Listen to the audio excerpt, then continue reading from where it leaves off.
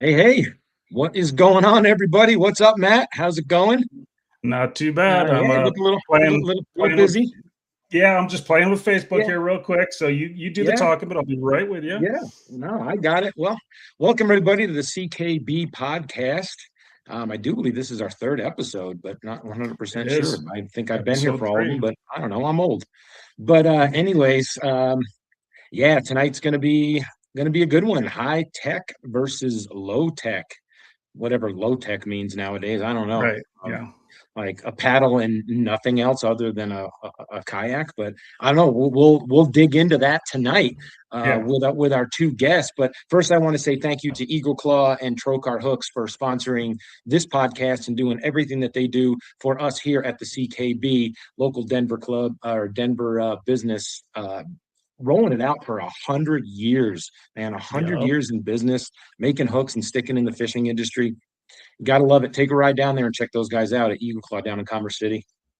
Yeah, absolutely. And so I am done messing around with Facebook. Hopefully, we are not only live on my personal page, but hopefully we're on the club page now too. That's what I was messing with when we went live. I was trying to share it from my page to the club page because last week it worked. It was on my page, and a lot of people got to see it through that. But if Yeah. you're not personal friends with me, hopefully you can still get it on the club page. There's Johnny Manchego in the house. He's coming up to us Johnny, from what's Facebook. going on?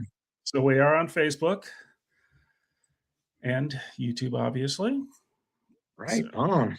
yeah. So what else? We got any club business to talk about? Not much new really since we last went live 2 weeks ago. We've got all our permits. Everything's locked in for the 2026 season. We did just officially lock in Chatfield. Yep. You got that email today? Oh, speaking of Chatfield, look who is with us. Who is it? Chatfield champion Arnolfo. Arnolfo. Yeah. Man, Yeah. who The won Chatfield Chatfield champ. last year. Yeah. His first ever tournament with us, possibly even his first ever kayak tournament. I want to say, correct me if I'm wrong on that, Arnolfo, but I think it was his first ever tournament, and he freaking won. Yeah, beat out MC Oh, Hammer. MC Hammer came in second. Collins, honestly, he thought he had it locked up. I've got a video of it, and you yeah. can see his face when you announced him as second. He was like, what? Oh yeah, and He I was saw shocked. him when I was doing the announcing at the table. Of course, I knew Arnolfo won it, but I Yeah. seen Matt walking up to the table, and I'm like, "Oh, I'm going to throw a twist in this one, man. We're going to Yeah. get this one Yeah. going." Yeah. That was crazy. So, Oh yeah, yeah, good to see you, Arnolfo. Hope we see you out there again this year. Right on. But yeah, so Chatfield's locked in. What else? Nothing really new. I did post, if you follow our page, you'll see I posted the 2026 payout matrix, which yes, hasn't changed. No fees have gone up, so the payouts are still same as last year. Still awesome payouts. We got some good payouts, man. yeah. Well, And thank you I for had to doing that. actually, I think Trent's. Go ahead. I actually had to up it there. That was Arnolfo's first tournament in a kayak. That's freaking crazy. Wow, Awesome job, wow, dude. that's awesome. That's Yeah. crazy. Well, Um, just to let everybody know, most our season regular price for entry fee is $75. But when we enter into a Colorado event, the Colorado State Parks um, charge an extra an additional $5 per person. So that's yeah, why instead of taking that out of the payout, we just increase the entry fee. So if you notice yeah, that some tournaments are 80 and some tournaments are 75, that's why. So when we go out of state, they'll be $5 cheaper because Colorado wants their cut. So that's fair. yeah, yeah. We thought about, well, do we just have the payouts less? But then you got to have two different payout matrices, and I was like, you know what? Right. Right. We know our guys aren't gonna scream and holler about $5 extra. We know everybody's gonna understands. So Yeah. it's And we're a cost of doing Colorado club, business in so Colorado. right. And we're a Colorado club, so we all feel like we should have one or two or a couple tournaments in Yep. Colorado, at least at this point in the juncture, right? So Yep. if they're going to put those fees on us and we want to fish in Colorado, then that's the price we all have to pay. So, but And I'm once excited. I'm excited for once this I season. yeah, me too. And once I fully get rid of you, then we're not going in Colorado anymore. You keep keeping Okay? us in Colorado, but no. I'm kidding. No, we got some good fisheries here. We're gonna stay in at least 1 or 2 a season in Colorado for sure. You please don't go anywhere. I'll hang around. Yeah, I'll hang around. I need your help for sure. But you do deserve a break from the tournament directing side of it for sure.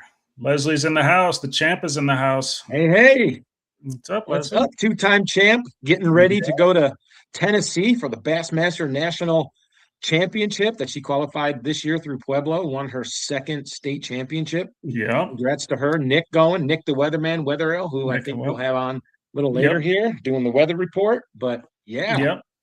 And actually, I guess while we Kenny Hood try to kill a couple of minutes to until our guests are ready. Yeah, Kenny too. That's right. That's Kenny Hood's going. He qualified via the Bassmaster National Trail by fishing a certain amount of events and making it within the top 50. So big shout out to Kenny Hood for having a heck of a season with the Bassmaster Kayak Trail Series. So that's what I was going to mention. I was going to mention that coming up, our upcoming episodes, I think the next one in 2 weeks will probably be talking Eagle Claw with the big fella, with Eric Ali. Then the one after that, the week right before the national championship, I think we'll have Leslie and Nick on to talk about the national championship. But then I realized, well, shoot, Kenny's going too. Maybe we should have Kenny on that episode. But honestly, I'm almost thinking Kenny needs his own separate episode. Since Leslie and Nick qualified through the club, we'll have them on. But I'm thinking Kenny deserves his own separate episode because that's a whole different thing, qualifying through the regular season AOY points. That's a whole different animal. So I think it'd be cool to talk to him about what it was like to try to go the AOY route rather than the nation route. So that's what I'm thinking. But anyway, we'll talk about that. Yeah, absolutely. We could go back to back that weekend instead of skipping a Wednesday. Maybe we do Leslie and Nick, and then we do Kenny the following weekend, and then we'll be close to our season ready. Yeah, absolutely. Ron's in the house. Trev's in the house. What's up, boys? Yeah, hope you get to visit with us, Ron. Let's give a shout out to Ron. Last year, it was last year, wasn't it? Ron took third and qualified for the Bassmaster Kayak National Championship. It's the Bassmaster Kayak Classic. Come on, folks. Let's just call it the Kayak Classic. Can we? I mean, come on. But congratulations to Ron for doing one heck of a job at Pueblo and taking third. Yeah, for sure. That was awesome. It was a bummer he couldn't go. He had some family stuff going on. He wasn't able to make the trip, but it was just qualifying is in itself a pretty big deal. So that was awesome to see. Trev, what's up? What's going on, Trev? Trev's in the house. We gotta get Trev on here soon too. And he'll probably just win an event, and then we'll have a real good excuse to come on. But even if he doesn't, we gotta get Trev on one of these nights for sure. Oh yeah, one of the OGs for sure. But that's my partner, man. That's Treblemakers, Team Treblemakers. Yep, that's right. Yep. All right. Well, I don't see our second guest in yet, but we got one that's already waiting, so we can stretch it out with him for a little bit. As we mentioned at the top of the show, and as you see in the title there, we're talking high tech versus low tech because the tech is getting out of control, and so there's a lot of talk. Is it getting to be too much? Not just in kayaks, but in the bass boat world too, obviously. Trev, a swim bait episode. Yeah, that's not a bad idea. He's got some good ones. So anyway, so we're talking high tech versus low tech. Is the tech getting too much? And of course, when we're talking high tech, the big elephant in the room is forward facing sonar, live scope. But there's more to it than just that. There's motors. There's AI is starting to become a thing. So we'll get into all of that. And just to clarify, we're splitting this up into, one guy's team low tech, one guy is team high tech, but both of these guys are incredibly well-rounded anglers and could catch them either way. Yeah. Just for the purpose of the discussion, it made sense. Let's make one guy high tech, one guy low tech, but they could both catch them with a $900 Shimano setup or a cane pole. So they're just both fishy dudes. So just wanted to get that out of the way. When we call Arledge low tech, it's not a dig, and when we call Chen high tech, he's not just a scoper. Let's just Right. clarify that. Right. Yeah. Yeah. And I can lean in a little bit on the higher tech side, because what's funny, it's hilarious. I hate, despise, and do not like computers, laptops, desktops, iPhone, phones, anything that has to do with computers. But you give me a Lowrance, a Garmin, or a Humminbird, I'm just fine. Yeah. See, and I'm the opposite, and that's why That's I need to crazy. get out on Horsetooth again or somewhere with even Boyd, so you can show me how to do some of my settings better, because I just turn them Oh, we're on. going out on my Not always basketball. auto. Yeah. Oh yeah, we're going I out. need another Jimmy Straws teaching session for sure. You took Yeah, me we're out a going couple out. years ago, but anyway. All right, let's bring on our first one, and hopefully our second one will be ready soon. But this first guest is 2023 CKB club champion.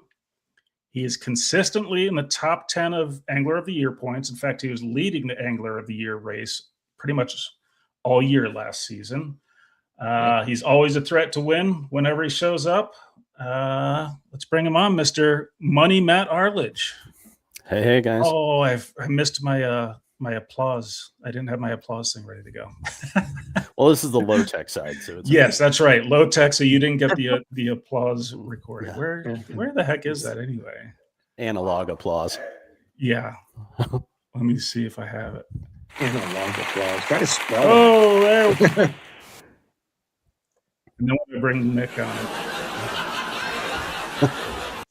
Sorry, I'm just messing around here. I need to get my head back in this. There you go. What's up, Arledge? Don't ask me to help. bud. Don't ask me to help anyways. I'm I not. don't even I'm know. not. I'll make the sound effects. Yeah.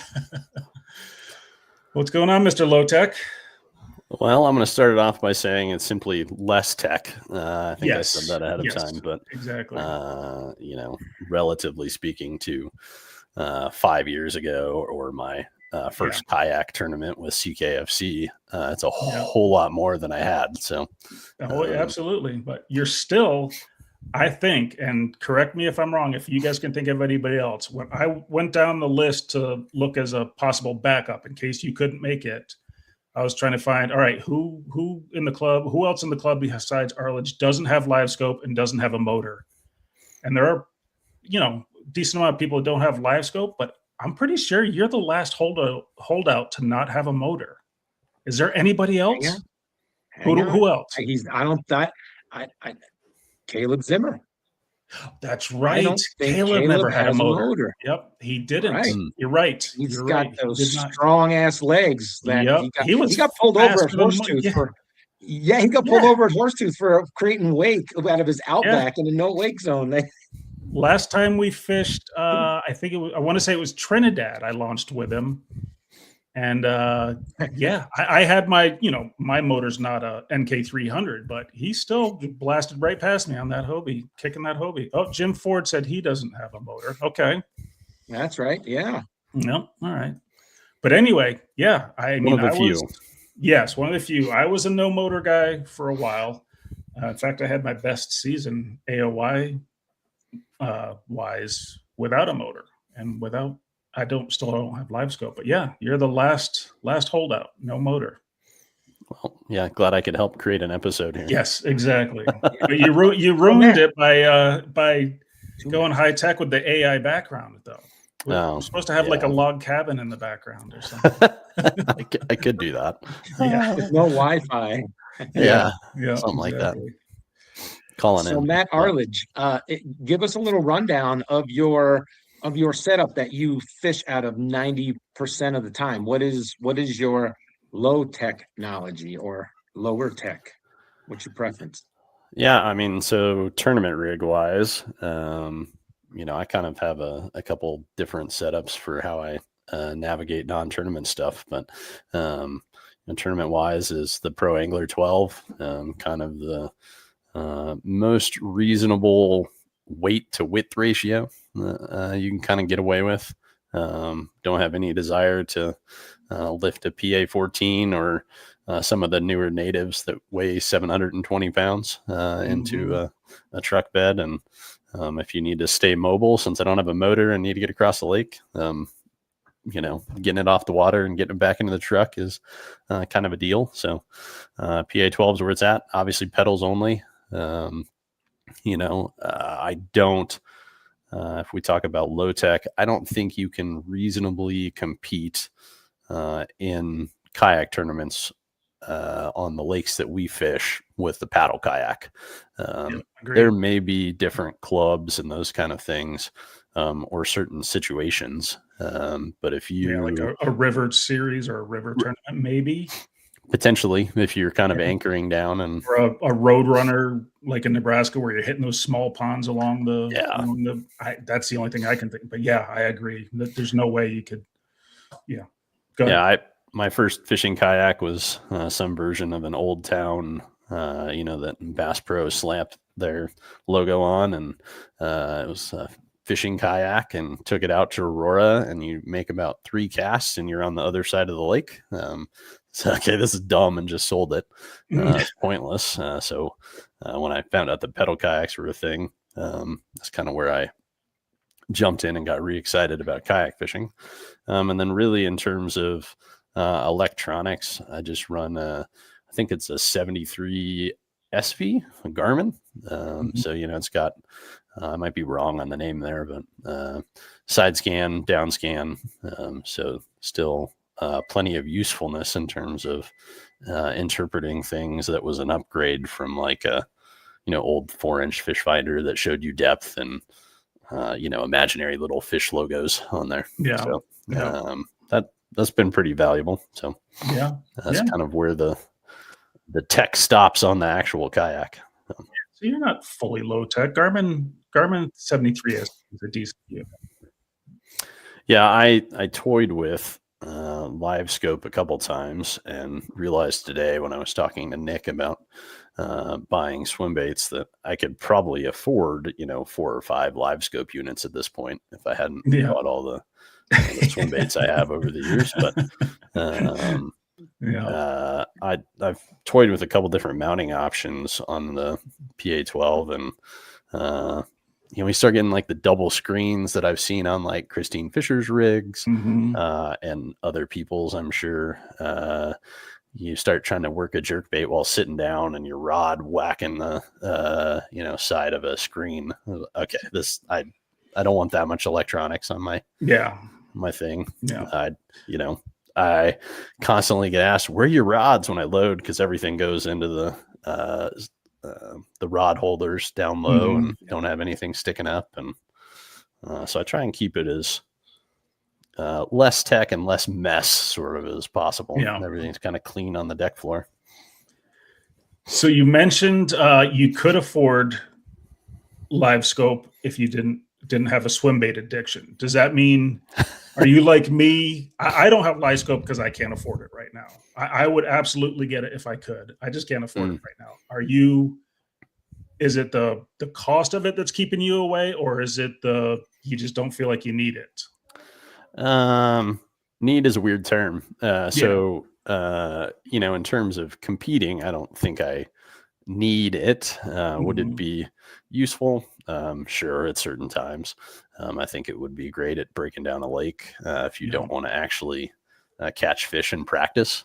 Do I pay attention to my screen enough now to warrant spending that extra money? Probably not. Same. I think when I've broken down an area after practice and I get in there, like I'm still watching for depth changes and things, but I'm really just out there fishing and not staring at a screen. I don't have any judgment for people that do. Chen obviously waxed us when we were at McConaughey, staring at a screen, and he knew exactly what he was doing. So I think there's power in it. I think there's plenty of tournaments where it's just, or locations where it's not as useful. If I was fishing the Great Lakes or something, like that, I'd probably want a little more accuracy in what I'm doing. I hear you.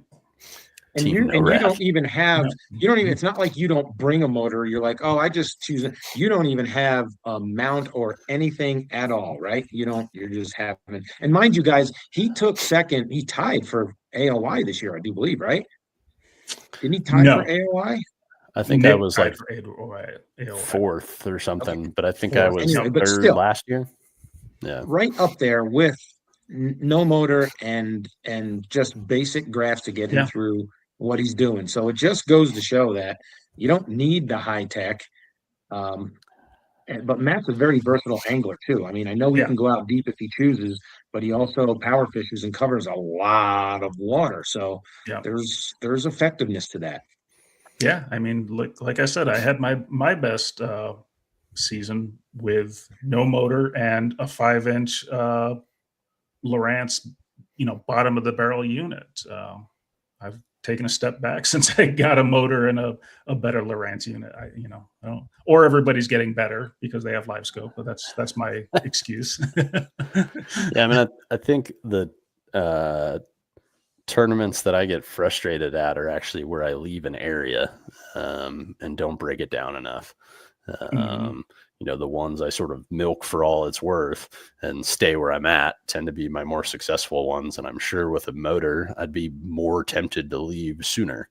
Yeah. And so I'm automatically sort of required to further break down wherever I'm at and sort of the nuances instead of like, there's some advantage. Like if fish were sitting deep on points and you had to run points, like, yeah, I'm not going to win that tournament. Or Chen situation. But if we look at Pueblo last year, where I took second, I think at state, or the season before last is maybe the best way to say that. But took second. I was, in a cove. I was there with Josh Gardner. And Sorry, sidetracked by all the smart comments there. But Yeah. yeah, in a cove with Josh, and I was kind of like, working it, and I was like, well, let's kind of go down and see if I can kind of repeat what's happening here. And got out, and the wind was blowing so bad it wasn't enjoyable, and wasted a lot of time kind of traveling. And Josh said that after I left, like he lost multiple fish in that area that were, good sized fish. So no guarantee that I would have caught those, but I for sure didn't catch them by moving. Yeah. So I hear you. Straws, you take the next question because our second guest is in this. I don't know if our second guest can hear us, but I see you're in the studio, but your camera is not on. So I'm going to try to text him. So you, Straws and Arledge, take it away. Sorry, that was awkward. No, do your thing. We'll just chat it up here. And like I said earlier, I'm opposite. Everybody knows that I don't get along with electronics, computers, iPhones, cell phone, anything that has to do with that. But give me a screen on a fish finder, and I could either go low tech or go high tech. Don't get me wrong. I love being out there using forward facing sonar and chasing them around if that calls for it. But honestly, if I would love to see a trail series that doesn't have forward-facing sonar allowed in the kayak world, and just let's go back to side imaging in 2D. But like you said though, Matt Flanagan, it's tough to do out here in Colorado because you have to, for the most part, depending on time of year and seasonal pattern, you've got to get off the bank a little bit. Yeah. Or we're all just going to do the big, the train, and we're just going to circle the perimeter of whatever lake we're fishing. But yeah, I could take it or leave it either way. I see both sides of the low tech and the high tech. For me, the reason I have it is because I'm competing against all you hammers, and I want to be the best that I can be. So I'm going to give myself every piece of equipment to be the best I can be against such a group, so to speak. Yeah, exactly. And all right, so Mr. High Tech is finally in there. Mr. High Tech didn't have his camera on or something when he first joined the studio, but he seems to have figured out his tech. Joining us from, I believe, his brand new bass cave. Where is his introduction? What do I have written down for this guy? He's probably streaming us through one of his graphs. Yeah, right. Representing Team High Tech, we have the 2025 CKFC Bass Champion, two-time CKB regular season event winner at Norton and McConaughey. He's won. Finished third in AOY last season. He could have won if he would have fished Norton. If Nick and Lovall were tied. Chen was only 3 points behind them, and he had an 88 to drop, and he didn't fish Norton. So I argue, no disrespect to Nick and Lovall. You guys won it fair, or Lovall won it fair and square, but if Chen would have fished Norton, he might have had it, unless he really bombed Norton. But anyway, that's, again, no disrespect to Lovall for bringing that up, but just had to rub it in there a little bit. That Chen, we're going to blame that. We're going to blame that on his fiance, because she made him go somewheres, and he's like, "Yeah, I got to do my husbandly duties, and I got to listen to the wife on this one." Which I don't blame him. Pretty smart move. So yeah, no, he'll get his AOY. He's good enough. He'll get it. So anyway, without further ado, Mr. Third Place, Chenchar Lee. What's up, guys? Can you hear me? Sorry, I had to do. I finally got testing out some new stuff. So obviously, the tech side of things isn't going great for me. It's a little. It sounds like a big echoey room, but that's okay. We can hear you just fine though. Okay. Is that the new Bass Cave? I take it. It is. It is still. I'm still unpacking a bunch of crap. A lot of more. I don't see all your drills and stuff. So. Don't you know the rule when you're on podcast? You're supposed to have all your trophies behind you. It's like a rule. Yeah, they're on the side over here, but I need to get. All right. It's just got to be an easy reach range. That's all. Yeah, exactly. Yep. Yeah, look at that thing. State champ in the house. I'll get that back to that. Yeah. Chen, you don't have one of those, do you? A big one, do you? No, not the state. You get anything? You can't dog him like that. No, I'm just trying to think. He's got to have one, right? But no, he doesn't. I mean, there's only been 5 in the history, so it's not like. Anyway, he's taken enough of our money on separate things. So he's got missing out. He's got a CKFC one. They just don't get the big, huge shield, but he does have a championship. So he went rookie of the year. He did go to the. Yeah, it was Oklahoma. National. Yep. Well, so did I, but. I still don't have all the hardware you guys have. What's this? His boys are random. Like, look at Planes tonight. Chen's got the big headphones too. I'm gonna throw a dig back at Eric there. Normally I don't find him that funny, but he's hitting some good ones tonight. Hitting it down the middle of the fairway. He's usually not very funny. Just had to throw it back at him. Yeah, I hear you. Oh, I meant to put up, sorry, I'm trying to be professional about this. Tried to put up Chen's socials. I'm glad he's working on that. Yeah. And of course, Arledge is low tech, so he doesn't have any social medias to plug. I mean, technically I have an Instagram and a YouTube channel, but there's no videos on my YouTube channel. Still got Facebook, and my kids tease me about that. So Oh yeah, no, I know. So Chen, how many graphs are you running? Since you're the high tech guy, what is your setup? You've got obviously based on our rules here at CKB, you can only have one motor, but I have a sneaky suspicion if we allowed 2, you'd have a bow and an NK on the back or something like that. But give us a little rundown of your setup. So I run 2 graphs. 2 Garmin 106 SVs, the first generation ones. It's a Hobie PA12 360, my very first kayak actually. So I also have an NK300 and a Minn Kota Tarova, and just depending on what I'm doing, I'll switch off between the 2 because you obviously can only run 1 motor. Even if I could run 2, it seems like it's a little bit too much weight, especially with extra batteries, and you got extra weight in the front and rear and all your gear too. So usually I'm picking 1 for the day, depending on what we're doing. We do have live scope, LVs 34, and I'm trying to think if there's anything else, but a ton of rods. Usually almost a ton of rods. A lot of rods. He actually most rods of anybody. Just takes that and puts it on his kayak. I just take the whole thing. Yeah. Eric saying Matt's on MySpace. Oh, geez. So Chen, with your motors having the ability to have a bow mount and the NK on the back, you just base that basically on. Do you bring both of them with you, and then during practice you determine, hey, this is going to be, I need my forward facing, I need to spot lock, versus, hey, I need jump spots and I need to put the NK on the back and I need to cover ground? Is that what your train of thought is? Yeah, it just depends on what we're going to be doing. So if it's like, if I know I'm going to need that spot lock, and I'm going to be offshore and it's going to be windy, or if I'm going to be, fishing against the bank and I want to be standing up to see stuff like sight fishing and stuff, I will take the Minn Kota and just use the foot pedal so I can stand up and be efficient, not have to use, the throttle on the NK300. But then the NK300 is a lot faster. So just depending on what lake we're at, what we're going through, if I'm going through a lot of grass, and I know I'm going to be going through a lot of grass, going shallow, the NK300 is way more efficient. Honestly, it's more about efficiency than it is about style efficient or time of year or what, it's more about efficiency than anything else. Yeah, So that makes sense.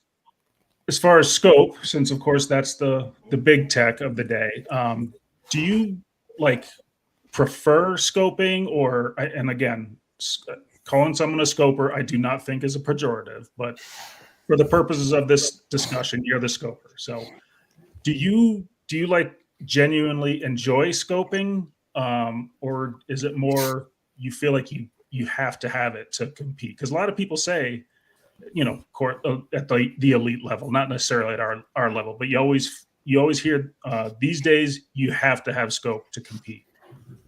I mean, was that kind of do you feel like you have to have it, or do you genuinely enjoy it, or probably a mixture? So I will say I don't feel like you have to have it.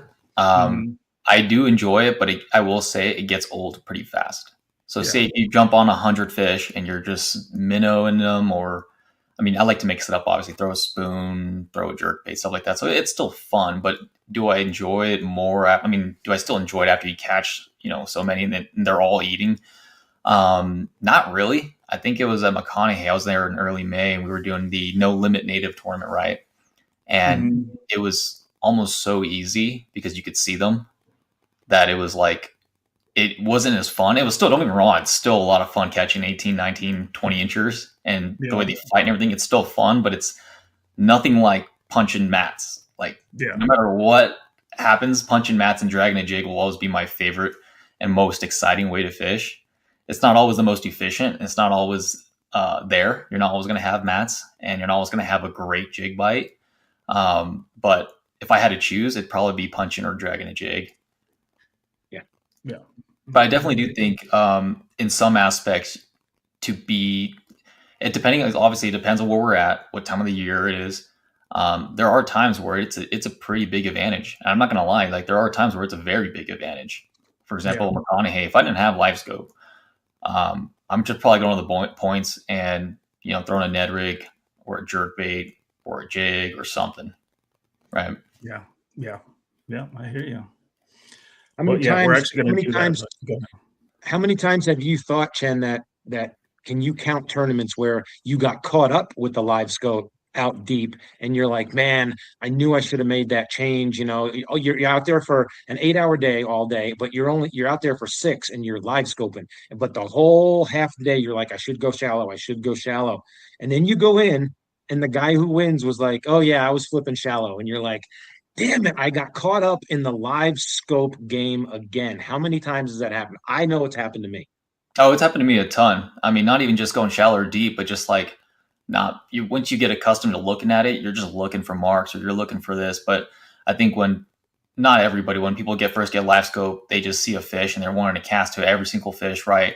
But then they lose the big picture of, what are they actually doing? They're not really critically thinking of what time of the year it is, what are they chasing, what are they doing right now? Everyone thinks I saw a lot of comments on my stuff from Pueblo. It's like, man, that's crazy because after the sun popped up, I went out deep, right? And it's that was kind of the consensus too. Going out deep, they push off from shallow, go out deep, and they're just feeding off bait balls or something. And obviously, I'm sure a lot of the smallies were doing that, but from what I've come to find out, a lot of the largies, and like I said, it just depends on what time of the year, where we're at. Most times I feel like largies will always want to be more shallow than they will deep, right? I know.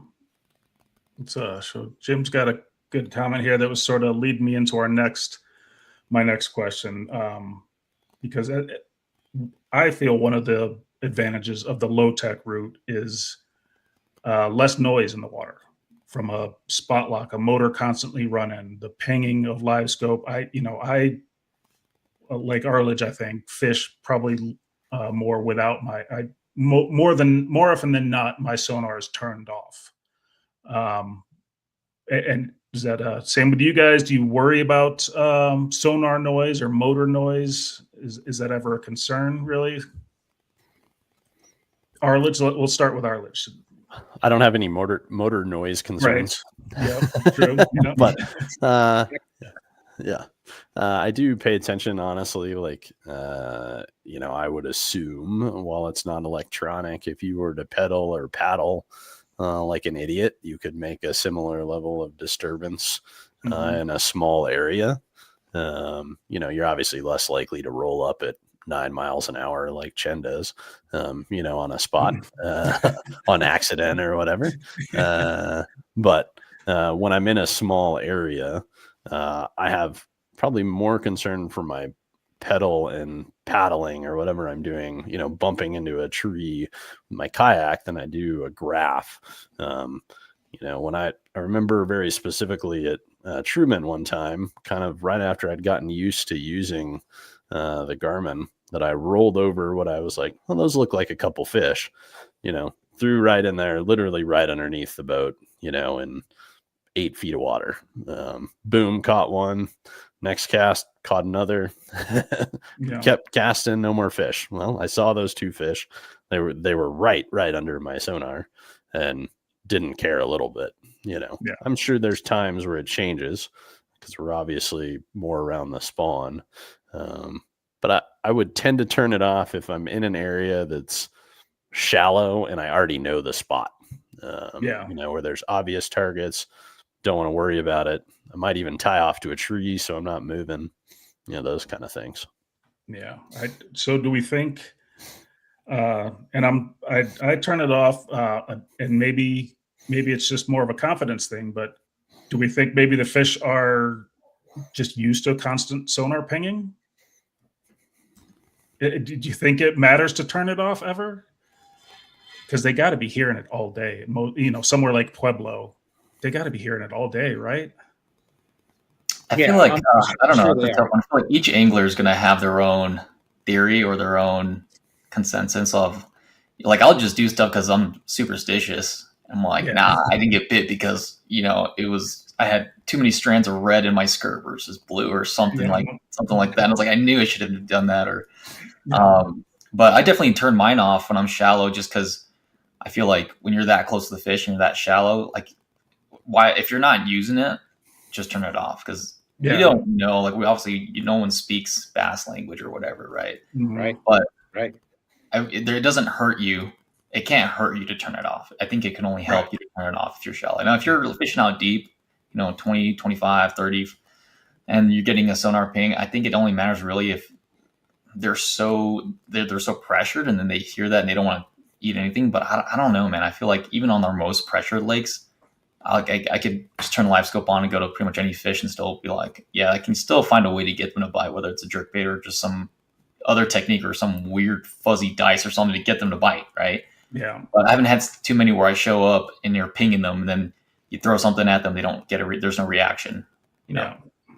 So this is going to show my low tech side, but does live scope or forward facing sonar have a different or more pronounced ping than regular down, my Lowrance 90, whatever it is? I'm not sure, to be honest. I'm not too techie where I'm looking at like the frequency, and also depending on like the beam of the transducer. Obviously, Humminbird, Lowrance, and Garmin all have different beams, and they run at different frequencies. And I know the new Humminbird one, you can Mega Live 2, you can actually change the frequency and the beam.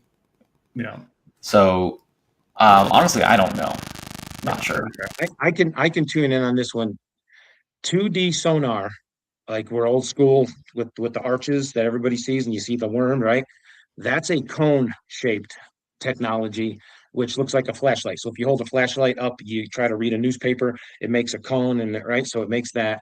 Side imaging is slices created as the boat is moving to create an image on the screen that you see. And forward-facing sonar is more of a beam. So we have cones, slices, and beams, but the frequency they can definitely feel on their lateral line. There was talk that when LiveScope first came out, especially with Josh Jones, he was seeing it, that he was spooking fish when he would, like schools of them, when he would point it at them, they would separate when it first came out. Now they're starting to get used to that beam hitting them. Just like, we were just talking about a minute ago. Hey, do you turn off your sonar? I don't know. We're not as quiet in our kayaks as you actually think we are. Sound travels 7 times easier or faster through water. So everything you do is making sound transferred through your kayak. I'm wondering if it's better off keeping your electronics on, especially a 2D, because you can hear it sometimes from the bass boat world. If you're on the back of my boat and I have my transducer on the transom, you can hear tick, tick, tick, tick, tick, tick, tick, tick, and that's the transducer ticking. Is that sound covering up you coming in, dropping a bait, scuffing your feet on the bottom, moving your pedals, right? So I think the bass, this is just my opinion, I think the bass tend to get more spooked from a sound that they haven't heard than a sound that they've heard over the last 50 years, which is 2D sonar, tick, tick, tick, tick, tick, tick, tick, tick, constantly. Because Yeah, I that's agree what with guys that. mostly run, I think, when trout. Yeah. All right. Yeah, I So think Arledge, honestly, go ahead. sorry, I think the thing that makes the most noise is just our kayaks. Is if you like the kayak's basically a giant drum when you're sitting on the surface of Right. the water. Like you drop your catch board, especially the aluminum ones, because I've got that one. Yeah. It's the loudest thing. Like you can tell when someone's measuring a fish, because all you hear is like ting ting ting ting. That's all you hear. That's it. Yeah. Drop a drop shot weight out of your hand or go to do something that falls and it hits tink a tungsten. You're like, oh my God. I think the guys over on the other end of the lake just heard that. So Arledge, are you sold? You getting live scope before the season, before April 18th? No, I toyed with spending the Shields gift card that we won for Team AOY on that, and that was a opted nice against it. But still, motor? No, not going motor. I Yeah. think there's a little bit of an ego aspect of. I'd really like to win a national tournament without a motor or live scope. You mentioned that to me before, yeah. And so, I think it's capable, or there's the possibility of that happening. Truman's a pretty good example because now you can go and get familiar with it because it happens every year. Obviously, it's significantly more challenging when we go to Fork or 10 Killer, a lake that you haven't ever been to. I think it's harder to learn. You have to use other technology to make up for that. Especially the motor aspect, because you got to launch and relaunch a lot. It's harder to win a national tournament like there that you haven't been on multiple times. Yeah, absolutely. I hear you. And honestly, because again, cost is always my issue. I probably wouldn't have a motor because my motor is only $230. It's it's a tiller handle motor that I took the head off of and wired up a PWM box. But the battery is what kills you. The battery is where even if you go cheap on the motor, you're gonna be spending over $500 on the battery that can run the thing. I got lucky. Shout out Gene Campbell, TPO, True Patriot Outfitters. He got me a screaming deal on an amped, whatever it is, 54 amp hour. So if it wasn't for Gene getting me a great deal on a battery, I don't know that I'd have a motor right now. So the cost is still an issue. But anyway, let's we got our regular to bring in here to talk about the forecast of what's coming down the pike. What is sorry, I'm trying to get this here. While you're bringing him in, let me ask Yep. you guys this. The topic of the question of the topic, whatever. Do you think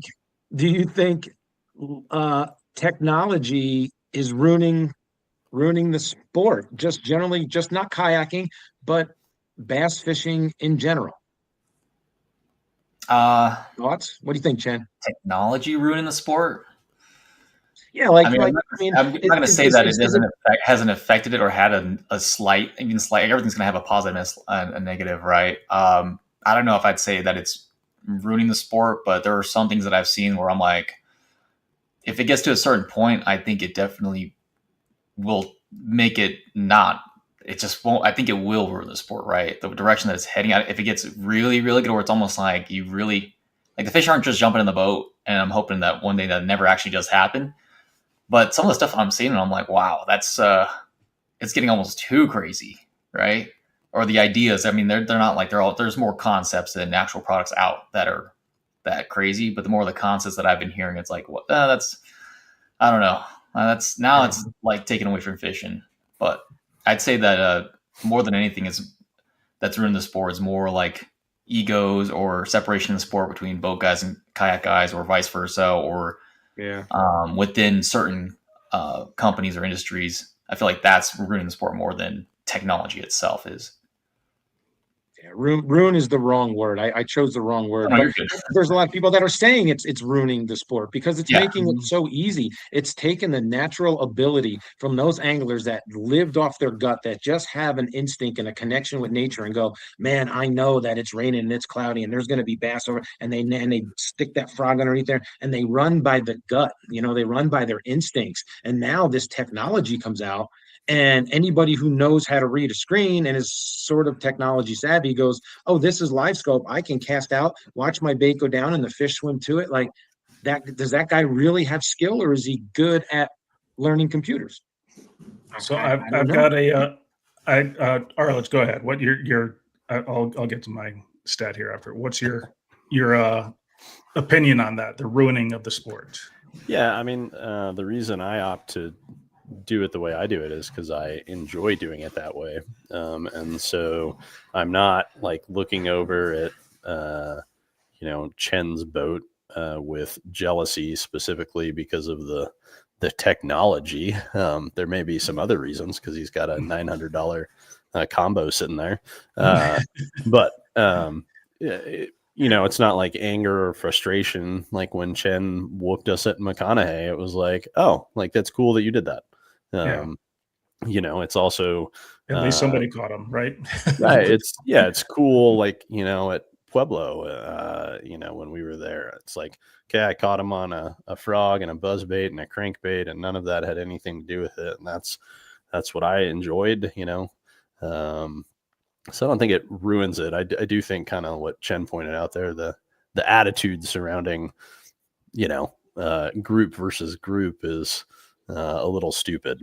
I do like what Josh Booth is doing, and opening up the option to do what you mentioned earlier, James, is just a grassroots option for people that feel like it is getting out of control. You can kind of compete on a very similar level. Use the very basic level of, I think they go paddle only even. And that's where they lost me, but yeah. I don't like that part either, but yeah, at least it's kind of a, hey, we're leveling the playing field. I like the intent. Yeah. So before Nick, hold steady. I just want to get this this stat out, and then we'll bring you on. But Ken Duke, I've heard him talk about this on his podcast, and Ken Duke's about as good of a historian of bass fishing as there is. And I say that because this stat that I've heard him talk about, I tried to Google it before we came on, so I had the actual numbers, and I couldn't find anything on it. So take this with a grain of salt. Ken Duke says it, so I tend to believe it, but I couldn't find anything concrete. So he said that the all-time best average for number of fish brought to the scales. So nobody every single time brings 5 fish to the scales, So the highest all-time average was Aaron Martin's with like 4.78. That's I couldn't find the actual number, but the all-time highest average was Aaron Martin's, which makes sense, right? I mean, he's one of the guys that you would, if you had to guess, he's one of the guys you'd probably guess. In 2024, every single guy in the Bassmaster Elite Series, 1 to however many there is, 1 to 100, every single guy had a higher average than Aaron Martin's all-time average. It's got to be because of scope, right? I mean, it can't just be... Could be lakes, too. I mean, but every single guy, number 100 on the list, has a better average than Aaron Martin's. I mean, again, that's only one season, whereas Aaron's is spread out over multiple seasons, so it's not a one-to-one comparison. But that that sort of gives you pause, doesn't it? Maybe if Maybe. I agree, it would be suspicious, sort of Yeah. on the front end. I do think also there's been an emphasis from bass on hitting the right lakes at the right time. If you hit fork in May, and as an elite series competitor, can't catch 5 fish, you've got a problem. I get that going there the first time, you might not catch 5 fish, but if you can do that, you shouldn't be on the elite series. No. If you picked, was it the classic in Pittsburgh where they're catching like 12.5-inch fish or whatever? Like, they're not returning there for another classic because nobody wants to watch it. So Same reason we don't go back to Boyd. But yes. Right. Exactly. Norton is far more appealing. Yes. Yeah, I definitely think Scope had a little bit of play with that for sure, but not just technology and like sonar or fish and stuff, but technology and just your phone and YouTube and everything. I mean, I'm not an old angler, right? So obviously I didn't see from 20 years ago to now, but even from when I first started, how I learned bass fishing was a lot of it was through YouTube. A lot of it was through YouTube and going out to fish some ponds and just fishing. And a lot of what I learned and what I tried to do, I learned from YouTube. Like, probably wouldn't be throwing a spoon if it wasn't for YouTube. Probably wouldn't be throwing a lot of things if it wasn't for YouTube or Instagram or this or chatting with friends, right? Information is just so much more readily available. And if I want to learn how to do anything, if I want to learn how to throw a crankbait deep, I can just look it up on YouTube and see what people are doing, right? Yeah, versus before, I mean, you're looking at forums probably. You're looking at you're just in your bass clubs talking to people, reading Bassmaster magazine maybe, but now you can get it from anywhere. Yeah. I think that's a big learning curve. Learning curve is a lot quicker for sure. And you had to wade through all the nonsense that gets spewed on forums and decipher whether it's sarcasm or not. Yeah. All the people that used to recommend, was it Colorado fishermen that used to recommend going to Sloan's Lake? Yeah. Like, oh, what are you using there? Like, no. I used to see that a lot. And yeah, for sure. Yeah. So it kind of brings it back to my point. It kind of brings it back to my point that are people really getting better, or are they getting better at technology? Like, take away the live scope, take away and let them just go fish with 2D and side imaging. Personally, if that was in the CKB, I'd love it. No live scope, and you can only use side imaging down it. That's the way. Man, I think side imaging and 2D sonar is way underutilized by 90% of the weekend grassroots anglers. And you can do just as much damage understanding how to find channel swings, rock structure, submerged grasses, weed lines with side imaging, mark that, and then go over the top of it and fish it with 2D and see those fish hanging out around it. It's the same thing as live scope. It's just you're doing it in a different process. I mean, before live scope came out, I used to go to Boyd. There's brush piles submerged underneath those docks at Boyd, right? Or at least there was years ago, and I didn't know where they were or what they were. So I took my side imaging on the bow of my bass bow. I have it on the trolling motor, and I would put my screen on the left side only, and I would turn my transducer, and I would shoot a side imaging beam underneath the docks, and I could go mark, and I marked all the brush piles using side imaging. So, I think using the technology makes people better once you understand how to learn it. Yeah, and honestly, I think a lot of it has to do. You have to have a balance with everything, right? In fishing, like, you can be really good at scope, but then when it cocomes to somewhere, for example, Lake Guntersville that they're going to be fishing at, was it this weekend? Mm-hmm. There's no scope, right? You have to be good, not only just that, but the decisions you make when you're using scope or when you're not using scope, right? Because someone could say, could you be using scope and fish for one fish for, I know people that do this too. We'll fish for one fish for like an hour and a half in a tournament. I'm like, dude, that's, for me personally, that's just way too much time. If that fish doesn't bite after I throw 3, 4 baits, 5 baits at it, unless they're on a bed, I'll come back. But if not, I'm out of there, man. And I know some people that'll flip an area for 4 hours and decide that, nah, I'm going to wait for my lucky bite. A lot of it's not just the technology, but as you use scope and you're not using scope, you got to accelerate as an angler on both sides. And I think the perfect angler will be able to use both. So I think Aaron Marnes was like kind of like that perfect in between of technology and all the right skill sets and all the secret techniques and baits and all this crap. So yeah. Well, let's bring in the man to let's talk about the forecast for what could be next. And of course, we got to play the incredibly high tech and not at all cheesy intro for him. So let's bring him in.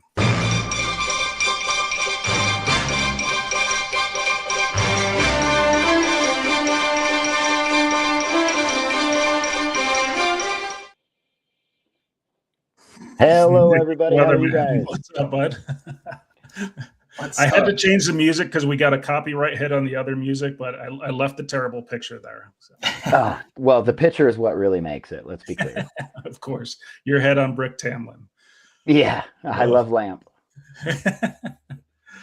Oh, let's see. We got a couple more comments that came in. Corey, scope, no scope only matters 1/3 of the tournament. We're going to talk about that. We're actually going to go down the list of every tournament from last year and say, was that one scope or was that one no scope? So we will get to that. Let's see what Eric says. You actually okay. Yeah. He always has to go there. He always has to go there for us. He also rarely sees himself out. He just keeps going, and they normally get worse. Yes. Oh, no, he's not going anywhere. Yeah. And It's for the more bubbles. of that, It's the bubbles. tune in 2 weeks from tonight for more of the Eric Ali show, because he will be our guest when we talk about Eagle Claw. So yes, absolutely, we'll get that live. So anyway, Nikki, what's the forecast? What do we got coming in technology? What are you seeing? Well, as far as like forward-facing sonar and kayaks and all that kind of stuff, there's a lot coming out. And then there's some stuff that I found that was just kind of, I hope not, Eric. Geez, could you imagine just a big giant wombat with so many hair. freckles, just so many freckles. Hey, what's up, Massimo? But Massimo, as far as like that sunburn would suck. Naked sunburn. As far as tech, some of the big stuff coming out, motor, no motor, is like the Flux Jet kayak. That thing comes ready to go, and it's like $2,900. It's ready to go. For real? I mean, do we think that's you going to be pre-order? I know they're coming out in September, and I know they're already taking pre-orders, so people are already buying them. So we think it's going to be a contender. We think people at the higher levels, it's not just like a Brooklyn kayak or whatever, it's legit. Yeah, we think. I think so. I don't know. Like Vibe was supposed to be super legit too, and then people didn't really dig them. Yeah. What is the new one? Kajo or whatever. The dude from Vibe did that one. Mm-hmm. I don't know if that's going to be awesome or not, but the Flux Jet, they're putting a lot of money into marketing. I can tell you that. They've got everybody in the space that does that working on it. And I obviously have no affiliation with them, but that thing goes from 12 volt to 60 volt with no change. It's built in. Yeah, it's a Vibe Shearwater. It might be, but it does a lot of things, to include going 7 miles an hour. Really? I was just going to ask how fast it goes. End, it gets up to 7. Getting that 4 to 5 mile an hour with, I think they said 20 or 30 miles of range on 100 amp hour battery, that just seems ridiculous to me. That's a long way. Can you imagine Drew Gregory with that sucker? No thanks. Yeah, it also apparently goes over logs and has it drafts in like 3 or 4 inches or something silly like that. So that's the biggest thing that I see coming out soon, as far as like motor, no motor, because I know we kind of talked about that. But I mean, I have a motor. I have 2 motors. I have an NK 180 Pro, and I also have a Tarova with spot lock. But I mean, I've done the paddle thing. I've done the pedal thing. I don't know. The motor thing. I applaud you, Matt Arledge, for hitting that lofty goal, and that is a lofty goal with no motor. But I also don't know if it matters as much. Also, because I mean, Arledge is taking every one of our money. So, well, that's why I said we're going to go down the list and sort of prove that you don't have to have it, because that's part of the reason for this, other than to talk about technology and how it affects it. But part of this is for new people getting into it, to not scare them off. You know, you don't have to have live scope. You don't have to have an NK300 to compete in the kayak space. You can. Matt Arledge is proof that you can win some money. You can go to the national championship with no motor, with just a basic electronics. So yeah, for sure, it's not necessary, I would say. And I don't know, you know, Jim, Chen, feel free to chime in. I know when I first got my motor, I got a motor guide. I blanked on the very first tournament I used it. I would run to a spot, do not enough, and then run to another one, and run to another one, and run to another one. And I've seen many people do that as well. And that was my downfall, is I was just way too fast, and I had to figure out how to work through that challenge. Yeah. Did you have any of that, Chen, or Jim, or even you, Flanagan? Oh yeah, absolutely. I mean, my first actual tournament I got to use it at was the national championship, and on day number 1, I didn't even catch my limit because and I even ran out of battery because I was like, you know what, I got to leave the spot. So I made a big run. And this is before I got to test out the actual range of it, right? Obviously, their ranges, they always put out the best range when they advertise these things. So you're going to think that you have, 12, 13, whatever miles, but depending on how fast you're running and all that. When I first got it, I was like, knowing that I could make those kind of runs or go somewhere really fast. Yeah, I would sometimes fish through places too fast, and it can definitely hurt you. Just like everything else, it can help you and it can hurt you. Your first time using a motor was at the Natty? The first time using it for a tournament was at the Natty. Oh, geez. I remember going to Pueblo with Nick. Yeah, and like that was my first time trying it out and testing it out just to make sure everything worked, everything steered properly. But my first tournament with it, actually using it in a competitive situation, was 10 killer. Yeah, I think Leslie means motor there. I'm sure she has a lovely mother, but I'm pretty sure she meant motor there. But. And poor Chen, I have to tell a quick story on the first time at Pueblo. Chen's lovely, lovely fiance, he put her in a blow up like Intex kayak. And was it February or was it January, Chen? It was one of those two. So cold. Yeah. And why do you think he locked it down? You got to lock that down if you get one like that. Dude, he's lucky she didn't kill him. So he's got his NK300 with her tied to him, and just skadoosh and just hits the gas. She got wet. It was, oh my goodness, it was crazy. Yeah. I was like, yeah, okay, we're never gonna do that again. We're gonna get a correct kayak, or you're just gonna sit in the car because that's not gonna happen again. And then divorce you upgraded her to the an marriage. XTR. Yeah. Right. Yeah. Exactly. Yeah. What about you, Jim? I don't know. Do any of you guys follow? Go ahead. Who said that? Me. Did you have any challenges like that when you first went to a motor? Not really, because I came from the bass boat world. I was used to running at different places.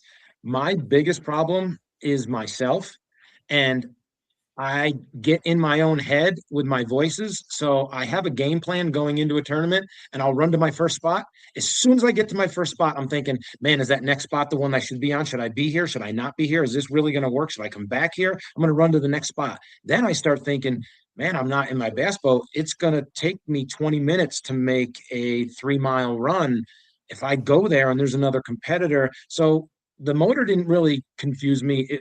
It's the timing that I had to get used to, because in my bass boat, I could fire up my bass boat at Pueblo at the dam, and I could be in Turkey Creek in 2 minutes. Like 2 minutes, I could leave the dam and get to the ramp. You stay out of Turkey Creek, you son of a bitch. That's why I went there. That's why I went. But yeah, just getting used to the time it takes to get someplace with the motor in the kayak world is what still baffles me. I have to clear my own head and settle down and trust that where I'm at that moment is the right thing to do until the fish prove me wrong. Well, and I also think that comment right there might be why live scope is so dominant in the boat world, because unless you're Chenchar, most people aren't going to make a mile run to go for a couple fish they found. Where in a bass boat, they can just jam 70, 80 miles an hour in some cases and drop down, scope up, bam, bam, bam, bam, bam, catch some fish, boom, off to the next spot. I don't think it's as dominating in the kayak space. I mean, some of the most, successful guys are the Drew Gregorys that run up in 3 feet of water with a pool thermometer and get it done, like kind of Matt's side. Yeah, let's put some actual data to this. Let's go down the list from last year and say, was it one scoping or not scoping? Pueblo Championship. Leslie does not have scope, does she? Nope. So that's a no.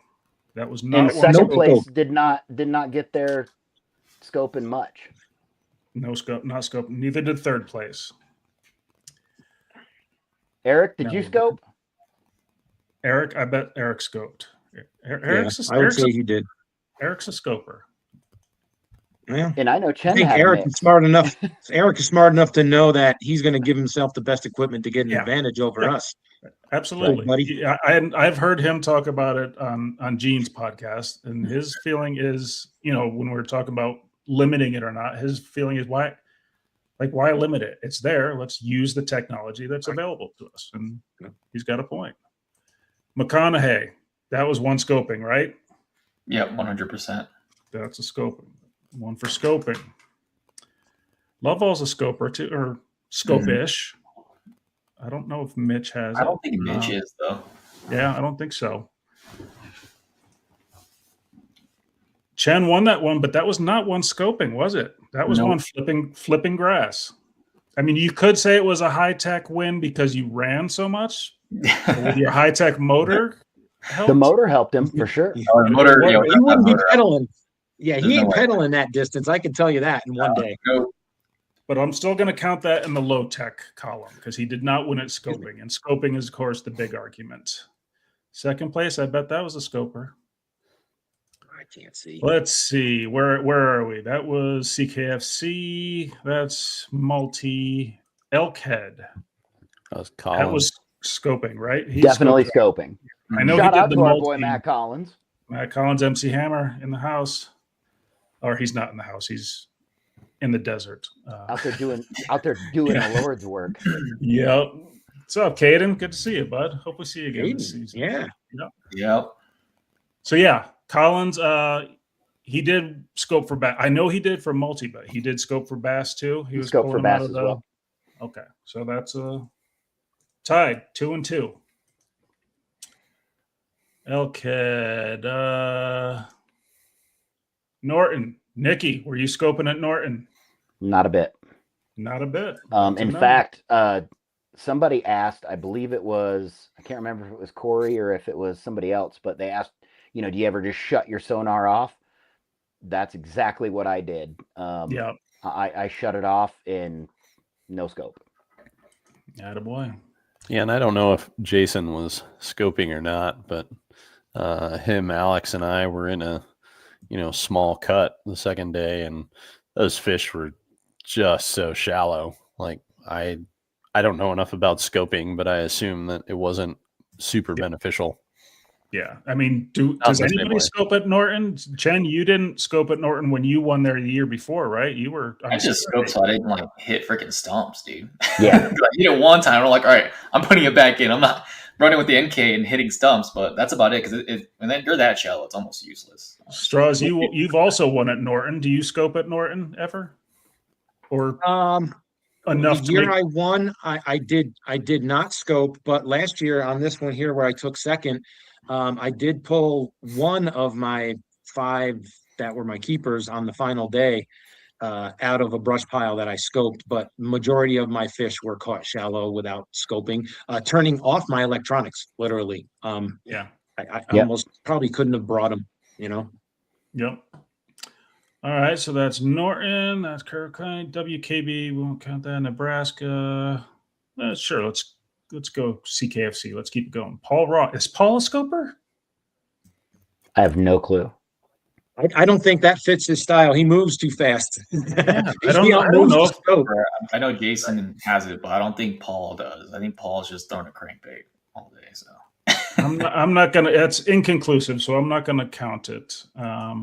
Yeah, I don't know if so. Well, where were we? Trinidad. You took second Right. there. You should have some thought Oh, process yeah, in there. that's right. Yeah, I obviously did not scope. No, I was getting them on a mini max and a hair jig,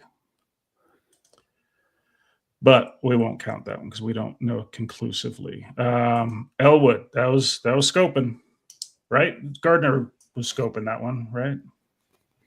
Yeah, at I think Elwood. majority of it was. I don't think it was, Oh, yeah. it was all of his fish, but I think majority of them were. Yeah, we're gonna count that as a scope win. He's one heck of a scoper though. He can. Oh yeah. Catch it, man. If you can find them, Anybody heard from the Sandman? We gonna have him back this season? Does anybody know? I talked to him recently, and Sharon talks to his girlfriend quite a bit. He's going to try. Yeah. He's out of college now, and he's a grown man of the world. So now, Yep. Our little career, boy's all and grown he's up. traveling. He's traveling around the world doing stuff for work. So I don't know. He said he doesn't know. He's going to try to get into a couple if he can, but he's now a working man, and no more going to school and playing around. Yep. He's got to dig it in and get to it. Well, hopefully we see you out there, Gardner. If you're listening, we miss you, buddy. And Eric says he's not. I'm assuming he's talking about Roth not being a scoper. I'm guessing. Yeah. Was that Paul Roth? Was that at Trinidad for CKFC? Yeah. The one you just okay? I was fishing right behind him. I don't think he was scoping. He was casting out and dragging. Yeah, I don't want to give away his stuff, but I don't think he was scoping. I put 90% chance he was not. All right, let's count that in the no column then. So I would. yeah, Josh on scope. Elwood, we don't need to count Elwood twice because he did the same thing both days. CKFC Pueblo. Who won that one? Strawbridge won that one, but you were not scoping, were you? If I remember correctly. I won't say what you told me. So were you? No, this is crazy. Now this is where it gets nuts. I had a bite where, in practice, I used the scope to mark deeper beds, and then I would get over the top of those beds. I would hit a waypoint, and I would back off, and then I would try to fish it if I could get them to bite. If not, if those deeper beds, they were in 10, 12 feet, I was losing visibility. I would literally drop over the top of them with a drop shot while they were on the bed. A lot of them I was catching shallow, but for the most part, my fish, I caught all those fish sight fishing at Pueblo. I think I caught 2 of my 3 were drop shotting in deeper water with 2D sonar. But I found them with the forward facing sonar and then converted so I could get more on top of vertical presentation. So That's a live scope win. Do we call that a scope win, we think? I think you have to. I guess I used the equipment. Okay. I mean, I used it. Right. That's a scoping win. Okay. Let's see. And then we'll end with this one since that was the first of the season. Chatty, Arnolfo was in the chat. I don't think he has live scope, does he? Do we know? I think he does. I don't think so. I don't think he does. I don't think so. Collins for sure did, but he was also he was jerk baiting. I bet he was scoping. Mm-hmm. Yeah. But I'm gonna say no for Arnolfo. Unless Arnolfo, if you're still in the chat, if you can confirm, but I'm gonna go with no. Well, you know what? Let's do one more because we've got 9 tournaments. So let's make it an even 10. Let's see. Big Bass 250. CKB Okay, let's go to last year's championship then. Paul Roth. Not a scoper, right? He wasn't. That was his buzzbait year. That was his buzzbait That's right. year. It was his buzzbait Remember, year. That's right. he found his little buzzbait from his grandfather's tackle Yep. box. He's like, yeah, I'll just take this. And it was some mini buzzbait. All right, well, then Arledge wins. The low tech side wins 6-4. Wow. There's no live scope. 6-4. All right, my live scope will be on sale tonight. If you guys are interested. Give you a good deal. I sold it beforehand. Yeah, And then Arledge is gonna buy it. yeah, Exactly. Yeah, You're totally right, Corey. I mean, I think if you look at it though, like Collins wins the tournament, he wins because of how he fishes and what he's using. That set up well for that. He's also a good fisherman. Don't get me wrong. I'm not sidetracking from that. All these people that win are good fishermen or women, as we have Leslie whipping us quite a few times. Yeah. But it's, things that play to your strength. Like when I was at Elwood, I knew I wasn't going to crowd Josh on his magic spot. And 2, wasn't going to win finding a similar setup. So I went and did something totally different, and kind of scraped by, ended up in 3rd place, and Bobby that took 2nd, I think both days, did his own thing, that had, as far as I know, nothing to do with scoping. So they're maximizing their skill set with the tools that they know. If I went out there with live scope for next year, with not having planned for it, I guarantee I'd be in last place about every tournament. We should just switch kayaks for one of those tournaments. Just test it out. Yeah. I think seasonal pattern in the lake that we're on at that particular moment. In other words, the schedule that Matt and I put out, and where we fish based on the time of year and the seasonal pattern is going to dictate whether scope will play. We could almost go through this 2026 season and go, yes, scope, no scope, yes, scope, no scope. And we can almost predict where our 2026 schedule, what it's going to be based on, seasonal patterns of fishing, whether they're moving shallow, moving deep, or what they're doing. I mean, I don't know. Do we want to predict that right now? Is that what you're saying? I would love to scale if we have time. I mean, it shouldn't take that long, but I think it'd be pretty easy to go through them. What is it? 5 tournaments? 6 tournaments? If you include Chatfield, right? Chatfield, what do we think? Yes? I think, yeah. Is somebody finally going to win it? Doing kind of. Probably. Maybe. We'll see. It's going to be one with a jerkbait on the dam. I'll be doing both, honestly. Yeah. I don't know about the jerkbait on the dam. I mean, that's going to be a big player, but I think you're going to get, once again, we're going to hammer them down on Wednesday, Thursday, Friday. Guys are going to get out there with a jerkbait, and the regular fishermen, you're going to find one guy's going to find a spot on the dam, and he could potentially win it if it comes out of there. But I think it's going to be a scoping win at Chatfield. That's my opinion. Arledge, what's your prediction? Oh, I mean, it would set itself up to be that way. And I think all of these things, if you're looking at the win versus second place, are kind of a silly argument. To me, it's like, okay, the top 3 thought process, what gets you there or close, because sometimes that's a 1/4 inch or 1/2 inch, and who knows. But yes, it would trend towards being a scope tournament. I got big bass last year in a chatterbait in the trees, so just saying. Right? Yeah. Nick, and I found nothing. I needed that large. Yeah. I don't know. I think the trees are going to produce. I just don't know if it's going to be next year. No, I don't know if it's going to be that time of year. I think the dam doing some sort of something is going to be where that one goes. Jerkbait, drop shot, something like that, deep in the rocks. It also depends on what the weather does before. But yeah, dumb luck. That's how I do it. Yeah, same. Yeah. Kristen, who is Chris? Oh my God, that's my wife. Jesus Christ. Who is? Wow. For the win. Because she hears me talk about this stuff all the time. She's like, "What?" She's like, "What the hell does FFS mean? And why are you guys always talking about it?" For Jesus. sake, that's what it Is means, she right? wearing rollerblades, Yeah, dude? exactly. No, she's not wearing rollerblades. Those are roller skates. I would Okay. never marry a blader. Hey, man, Roller skates are allowed. I didn't know. I just had to make No. sure. I can't Old believe school she's states or still old awake, school honestly. skates for the win for sure. Yes, exactly. Oh God, I didn't.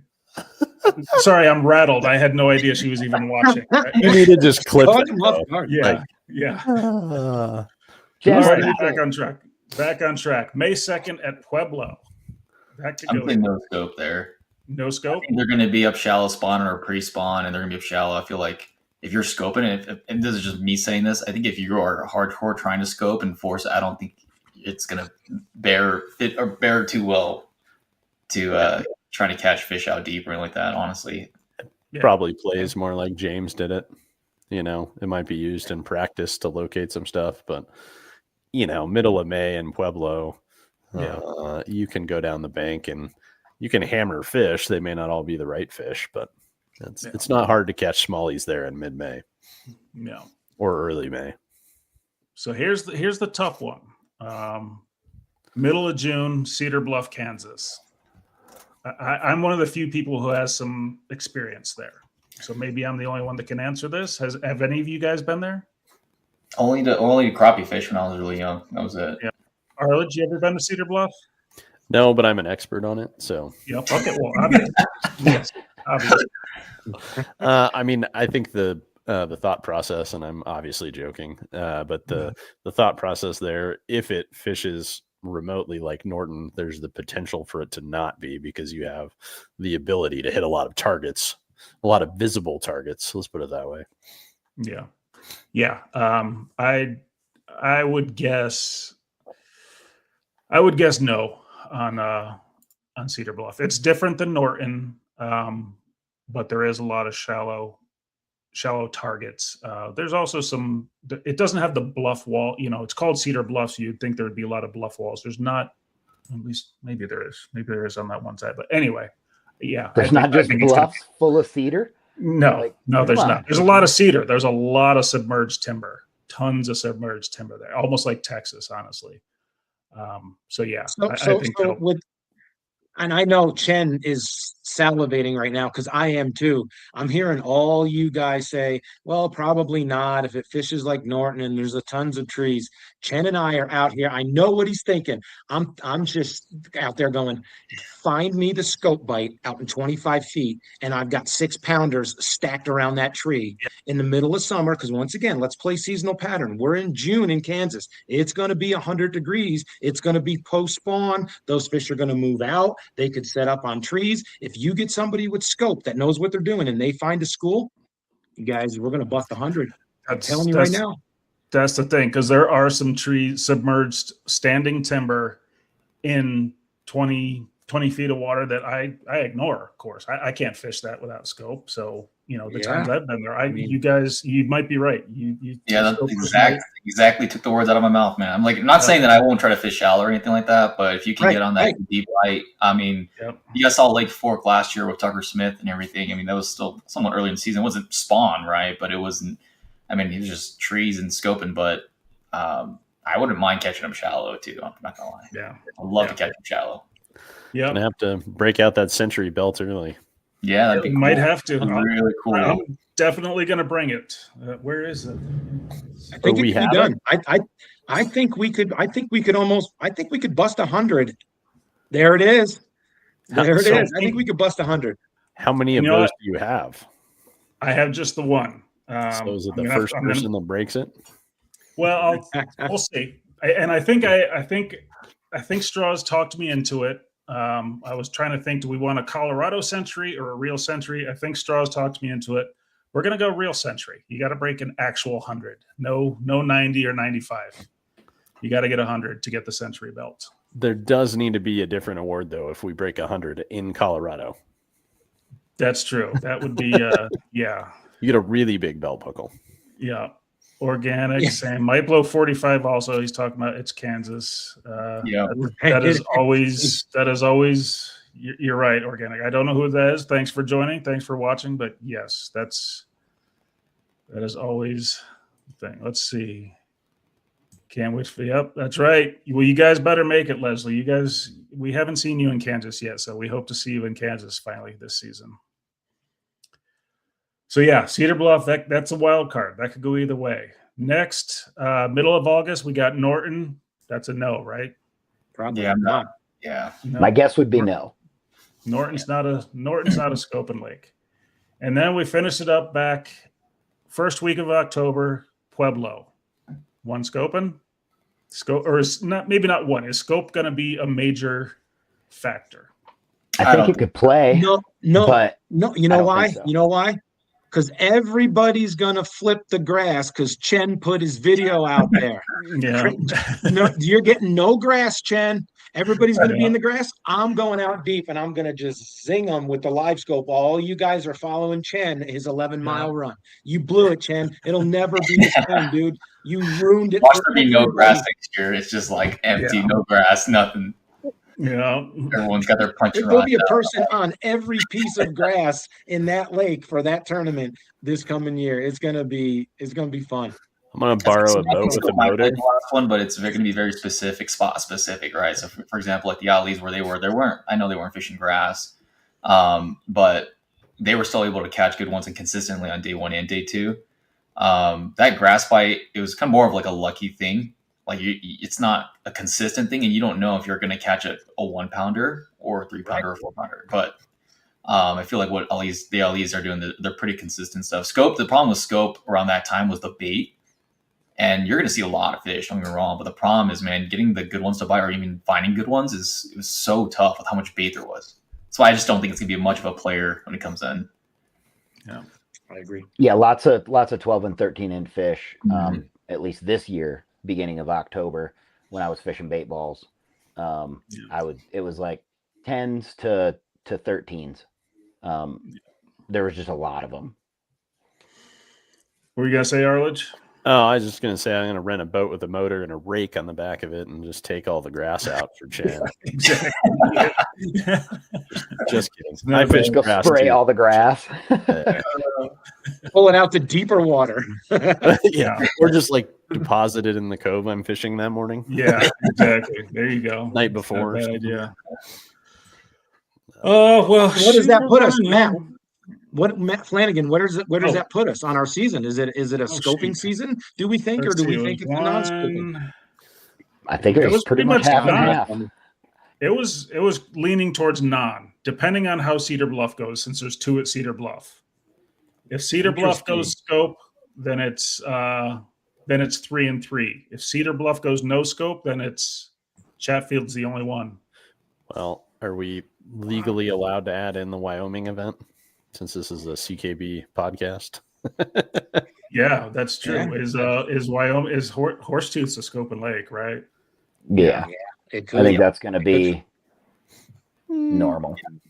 Yeah. Once again, those fish May 9th, they're going to be. But also, Matt's over there like, moving shallow. Because I beat all your guys. Who went to the national championship by winning at Horsetooth? Yeah, exactly. Just have to quit it. Those 2. Yeah. Chen, did you scope that one? I scoped that one. Okay. Yep.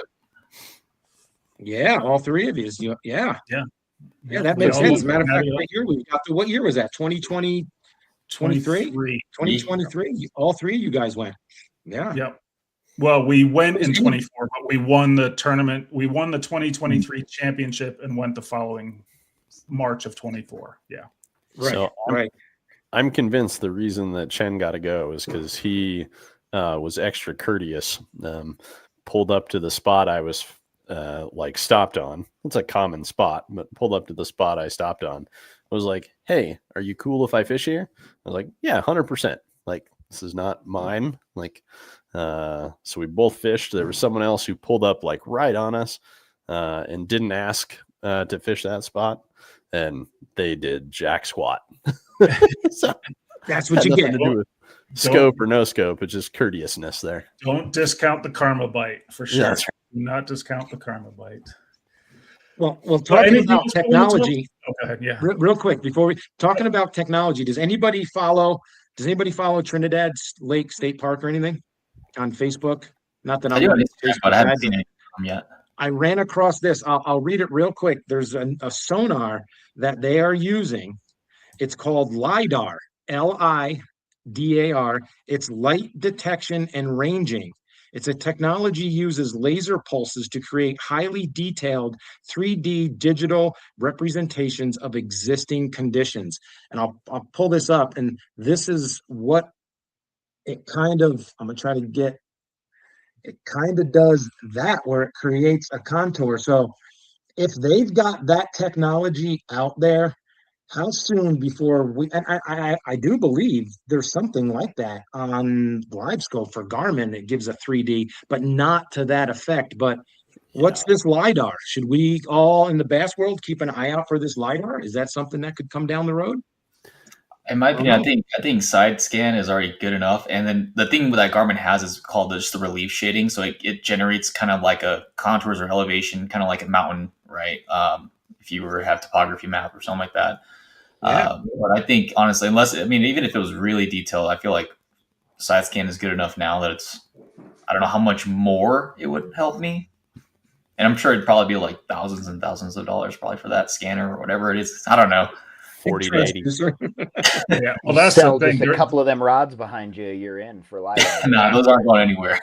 That's the thing. Supposedly the deep sea guys have some pretty crazy tech, but it's too big to fit in bass boats. So it's obviously not going to fit in kayaks either. But when they can get that tech, what's that? Those natives are getting pretty big. Might fit on the Bonafide. Yeah, that might fit on the XTR. When Nick and I were talking about future stuff, I saw something where people wearable VR, the VR headsets, and it'll give you a 360 3D view as if you're looking underwater. I don't know if they're there yet or if that's just a what if scenario. I feel like they're supposedly sort of close to something like that. Are we going to be seeing tournaments 5 years from now where every Elite Series guy has a VR headset on? And then, of course, we get the bloopers with people running into their TVs and tripping over, If it is, I'm not watching. Yeah, exactly. Yeah. There's a guy that's already somebody's using glasses where the forward-facing sonar shows up on the inside of their glasses. Yeah. Yeah, that's already a real thing. The guy was doing that with the Oculus or whatever it was, and you can see it on the screen, but you can still see past it. But I'm like, he was just doing that for shits and giggles. It wasn't like, and it blew up. Everybody was just like, this is terrible for the industry. How could? And it was one video, and no one ever really cared to do it again. It's like, but at the same time, it's like there's definitely going to be a limit to like what's still fishing, in my opinion, and everyone has their own opinion. But don't get me wrong, I'm one of those guys that loves LiveScope, but even I know it's like there's a point where it's not really fishing, it's not enjoyable, and it's just not a sport anymore. Well, the craziest one that I go ahead. No, go ahead. No. Just the craziest one I saw was it's a LiveScope transducer, and I believe this is coming to market, or it's in beta. It's a 360 LiveScope transducer that kind of runs like Mega 360, but it does it in a live way. So it's not like where it's just going around in a circle and only giving you spot targets. You can look on your screen and go, oh, right over there, and then boom, and fish over to it. I think that's going to be the newest thing, is like that 360 style thing. Yeah, the VR glasses looking down into the water and seeing everything move, that seems a little wild, but who knows, maybe it's the coolest thing ever. I don't know. Yeah. I was going to cut us off because we're getting into the hour and a half mark, but we haven't even touched on AI yet. What AI could make shit crazy. I was watching Bass Talk Live, and what's his name? Drew Gill was on Bass Talk Live. Best scoper on the planet is, his title. But they were talking about some crazy AI stuff, and he said, what they could get to something even small that AI could do is adjust your settings for you. Optimize your settings on your LiveScope and your, like I was talking, I need straws to teach me how to set my what's it called, sensitivity better. AI could Sensitivities, just, contrasts, and everything else. whereas before that was a skill. You had to spend time and learn how to set your contrast, your sensitivity. Now AI could just say, okay, the water's this, that. Okay, here's your settings. Well, and the AI is that's just most likely going to do it in real time. So you Right. get to dirtier water, it's just automatically going to shift Right. your density or whatever. Honestly, I don't feel like that one, like for that specific example, is that big, because it's just almost like an auto brightness, or it's almost like an auto adjust, like for your Garmin, like freshwater, saltwater filter, right? I feel like that's not too big. Now, if it's like, even if it was like an app that told you, hey, what should I do if it's cloudy and 60 degrees and I'm in June? I mean, that kind of knowledge and stuff is all readily available already too. Yeah. And I feel like AI in fishing, Omnia deep dive, a bunch of them.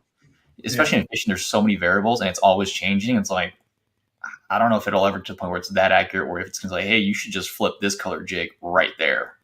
There's a fish there. Yeah. Like I don't know if it'll get to that point. I feel like adjusting your things, stuff like that is okay. The stuff I've read claims that based on fish reactions to whatever you're throwing, okay, it's reacting this way to your jerk bait. Again, speculative, but AI can tell you, okay, it's reacting this way. You should throw this instead because of the way it's reacting.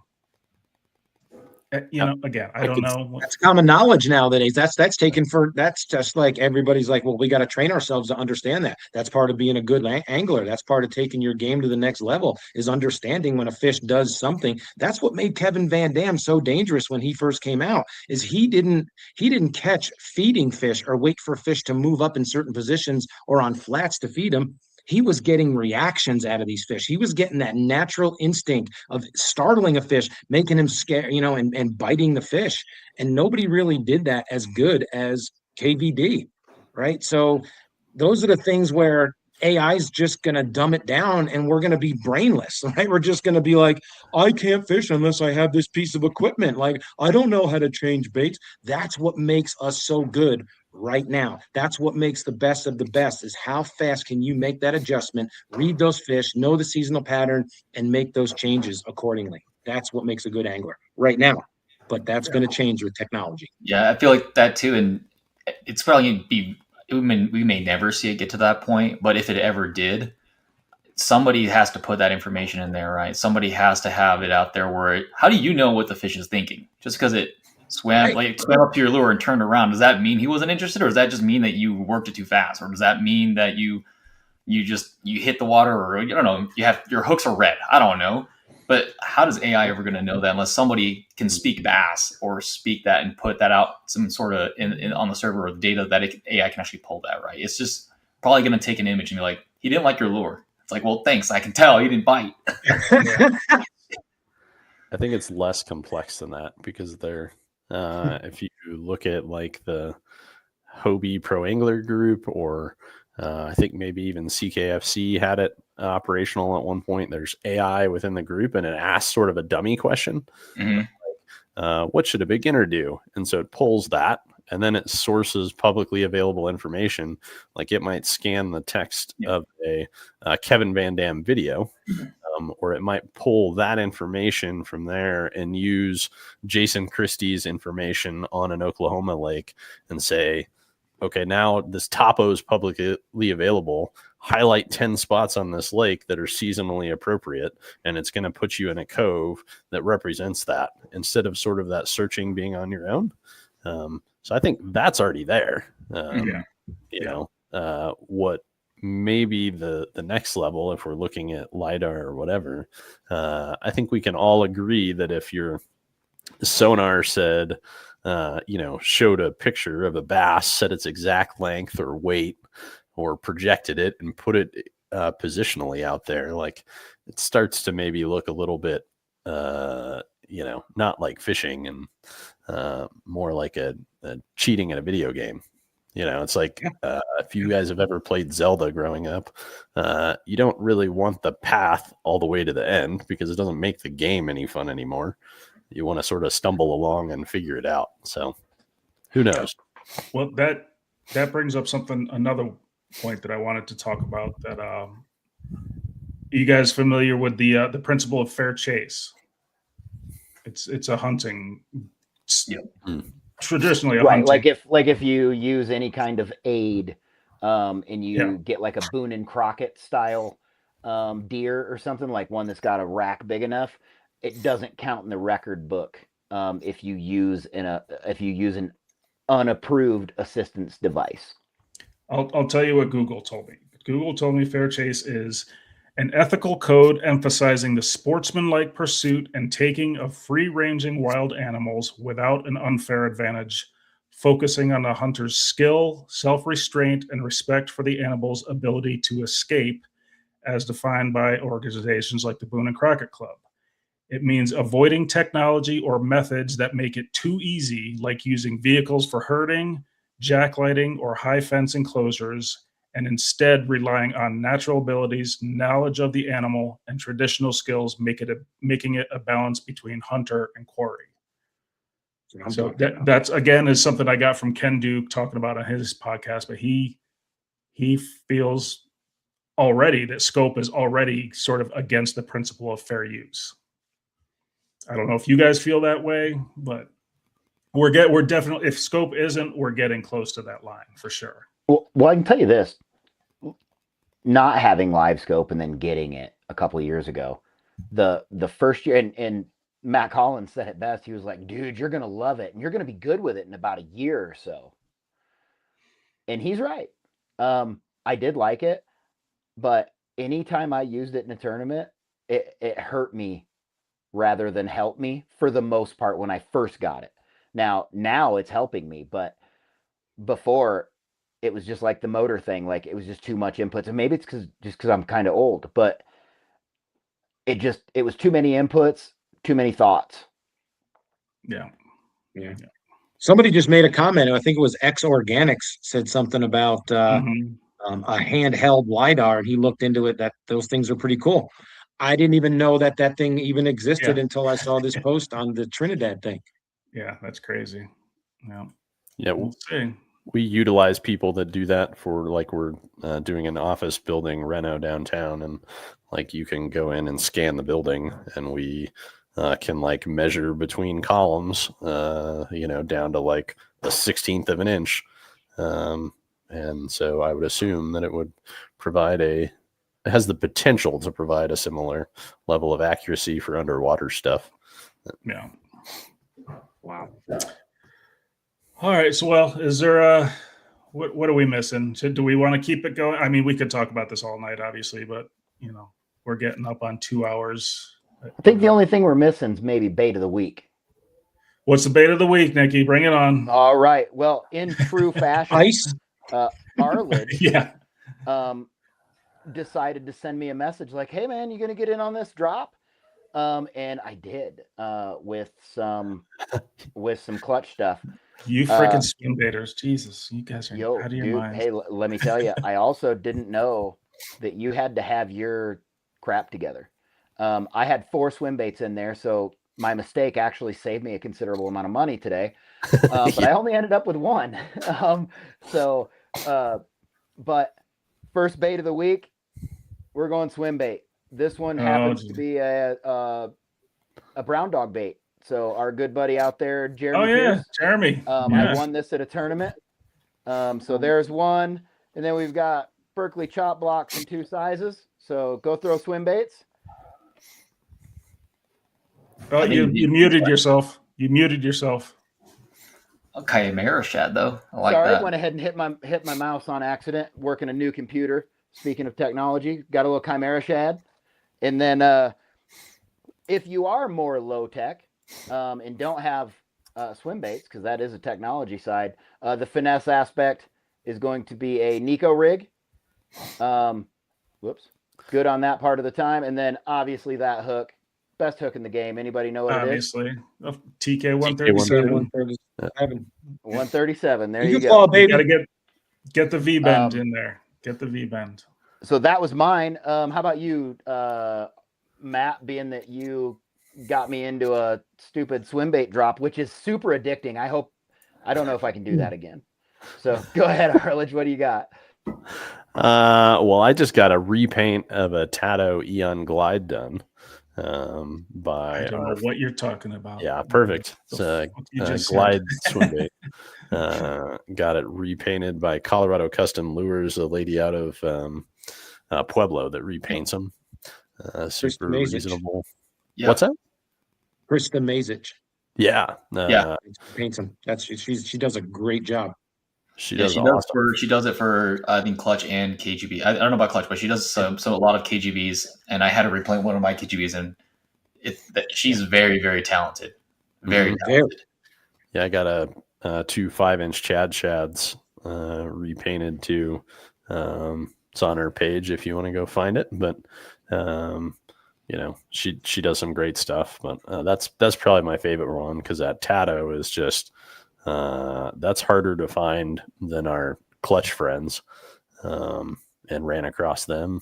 I forget when, but caught some fish on it at 10 killer when I was out there. So now it's been repainted to a trout.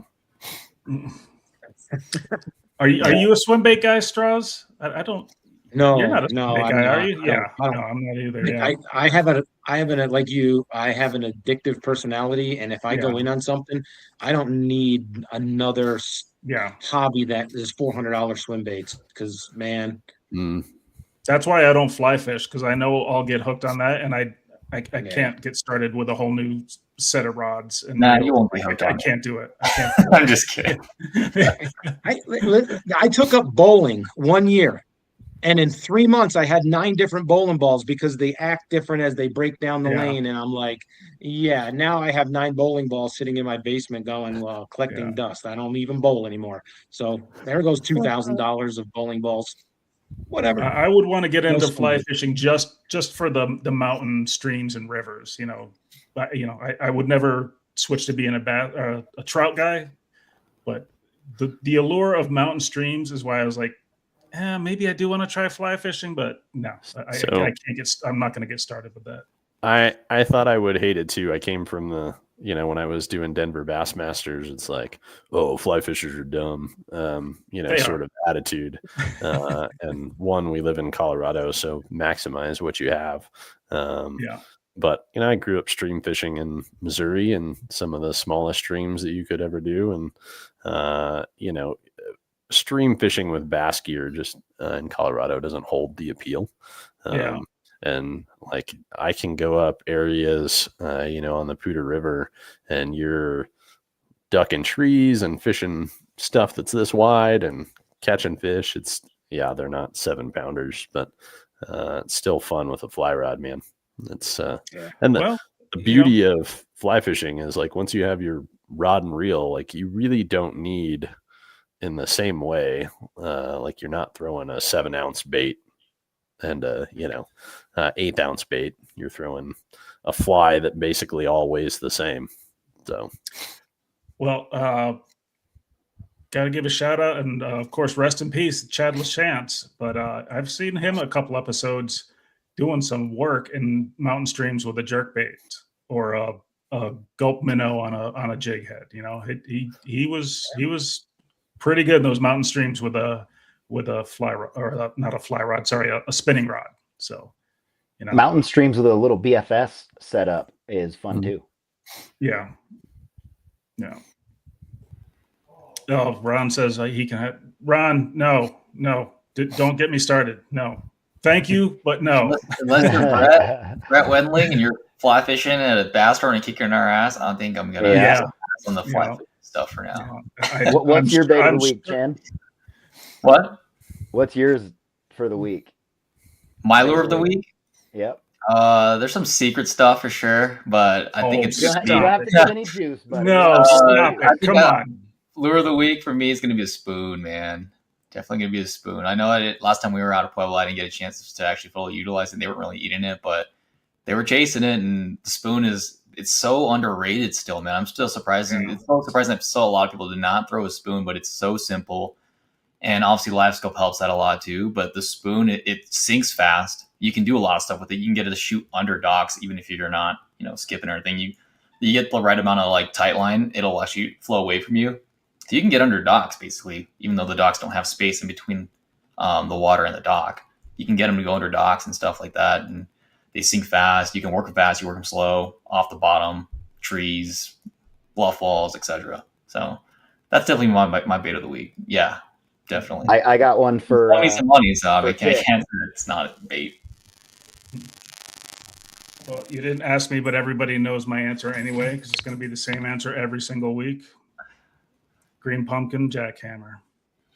In February. Every week. Killer. We were getting to you. We were getting to you, Every Matt. week. No, that's my answer every week. So don't bother asking me. No, you got to change it up. Come on, sir. How No. dare you? Yeah, it's gonna be a jig and a minnow. I'm just kidding. But Matt has done good on the freeloader, even without live scope, which people don't understand. Oh, or the buzz bait. At 10 Killer, the 10 Killer National. I got onto a freeloader bite without live scope, just casting and retrieving with a freeloader. I did pretty well with it. Yeah, to be fair, I think some of us used, what was his name? I can't remember. The guy that roomed with us from North Dakota. Was it Josh? Joey Vano. Joey. Yeah. Joey. So he may have been polite and passed along some information that helped us, and he definitely had live scope. So yeah. But you can figure it out. That was the difference. It's like, now I see what you're seeing because well, there was just so much surface activity at least where I was in 10 Killer. There was you just throw at the surface activity, and of course you'd get the odd wiper, but or white bass, but yeah, it was pretty cool.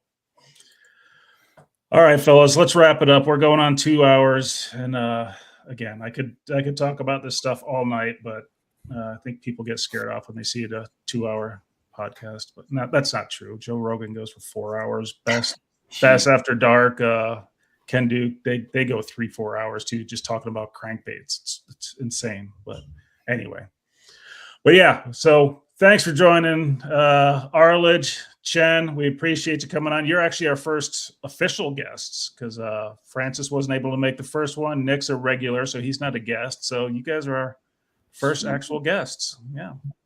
And we appreciate it. Thank you guys for coming on. Yeah, absolutely. We don't really have an outro. How do we end this thing? I think Chen was Thank you, Chenchar. Yeah. Yeah. But yeah, thanks for nice watching, down everybody. in Pueblo this weekend. Get out and fish. Yes, that's right. I was going to bring that up. Let's hit Pueblo this weekend. Thank you, Organic. Again, I don't know who you thanks, are. everybody. Hopefully That's a big old crappie he you'll got join there, us. though. Hopefully we'll see you out on the water. If you're a Kansas guy, I don't know, but I don't know if he's a Kansas guy. He just mentioned Kansas. I'm babbling. Join the club at ColoradoKayakBassmasters.com. Subscribe to this YouTube page if you're watching us on YouTube at CK Bassmasters. Check out Chen at CX Angling on YouTube and Instagram. He does awesome YouTube videos. His shit is way slicker than mine. You might have to wait 6 months for them to come out, though. He takes a while. But it's worth the wait. September. Yeah, it's worth the wait. Arledge you can find on MySpace, I believe. Probably. Yeah.